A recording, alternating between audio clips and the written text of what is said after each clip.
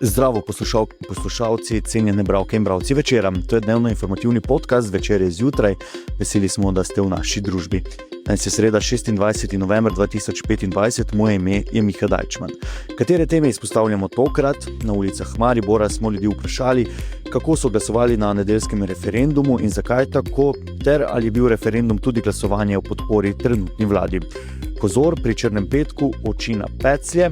Odbojka po izpadu iz Lige prvakinj OTP Banka Branik Evropsko pot danes ob 18. uri v dvorani Tabor nadaljuje v 16. finala pokala CEV proti grškemu PAOK-u. Naročite se na podcast, da boste obveščeni ob izdaji naslednje epizode. Vse skozi smo z vami na vecer.com. Najprej v Večeru je zjutraj preverjamo utrip ulice. Po referendumu o pomoči pri prostovoljnem končanju življenja smo na ulicah Maribora ljudi vprašali, ali so se ga udeležili, kako so glasovali in zakaj, ter ali je bil ta referendum tudi glasovanje o podpori trenutni vladi. Na terenu sta bili novinarka Tjaša Gajšek in snemalka Anja Cej. Ste v nedeljo šli na referendum? Ja. Sem.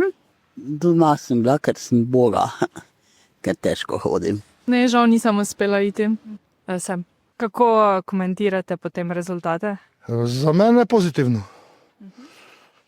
Ja, najsvet, mislim, pravim, ko človek bi se lahko sam odločil, samo po moje, če bi te zakon bil sprejet, bi se to začelo v medicini izkoriščati. Nisem zadovoljna. Ja, vsak ima pravico odločati o svojem življenju. In če imate zelo težke izkušnje, potem ste gotovo za. Ker sem pred kratkim doživela nekaj takega, ko je nekdo zelo, zelo trpel. Sem že tako malo pogledala, pa vse veste, da nisem tako mlada, da bi morala zdaj vse prebrati. Mislim, da bi se morda odločila v tej smeri. Nisem še bila sicer prepričana, ampak ne vem, kaj pa vem. Jaz sem načeloma bila v bistvu za, torej v bistvu kontra izidu. Mislim, da je imela ta stran za proti močnejšo, v bistvu, neko kampanjo. Več se je vrtelo okoli teh za proti in da je zaradi tega verjetno to prevagalo na koncu. Ste potem tako glasovali tudi na prejšnjem posvetovalnem referendumu? Tudi ja. Vsakega vedno izpolnim svojo državljansko dolžnost. Meni se zdi, da sem šla, ja. Ne, tega pa se nisem udeležila. Se mi pa zdi malo nesmiselno, ta dvojni referendum, v bistvu, no. Če je bilo že enkrat stvar speljana skozi, da smo zdaj še enkrat šli skozi to. Je bil to tudi glas proti oziroma za vlado ali ste glasovali samo o temi, o kateri se je odločalo? Samo o temi. O vladi ne bi zdaj komentiral, ker je škoda. Jaz sem z vlado zadovoljna. Zato, ker toliko, kot je ta vlada naredila, ni še nobena doslej. Čeprav so tudi zdrsi, ampak glejte, to se dogaja, ne? Ampak naredili so pa zelo veliko. Ne vem, zdi se mi, da pač zmeraj malo tudi to vpliva, no. Pač kako so ljudje usmerjeni, tako da ja. Mislim, da ne, no. Mislim, da je bilo to bolj to, kar se je v zadnjih tednih govorilo, v bistvu za proti, no, ta kampanja. Črni petek je pred vrati in trgovci nas že nekaj časa bombardirajo s popusti. V katalogih in na spletnih straneh obljubljajo 30, 50, celo 70% nižje cene, a kot pri vsaki stvari je treba podatke preveriti in jim ne slepo zaupati. Strokovnjaki svetujejo, da se na črni petek dobro pripravite, si uredite seznam želenih izdelkov in običajne cene primerjate z nižanimi.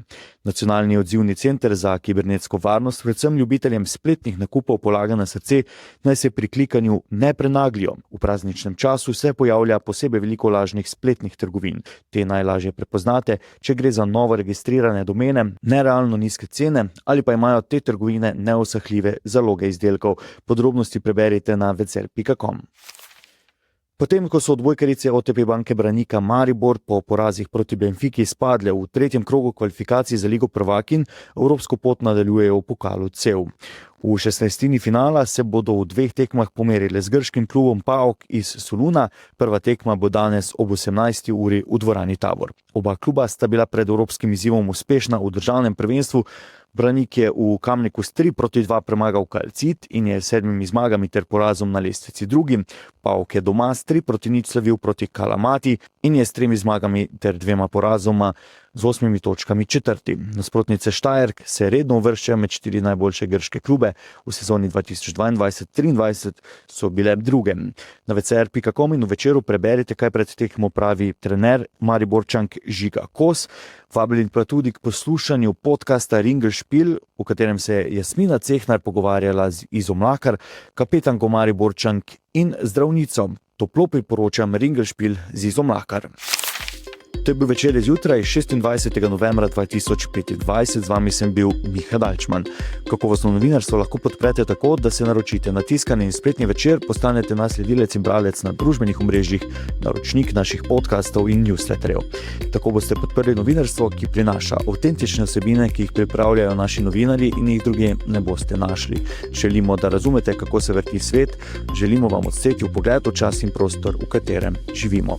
Veseli bomo vaših komentarjev, pobud in kritik na različnih kanalih, se beremo, kmalu tudi na prenovljeni spletni strani in se slišimo v naših podcastih.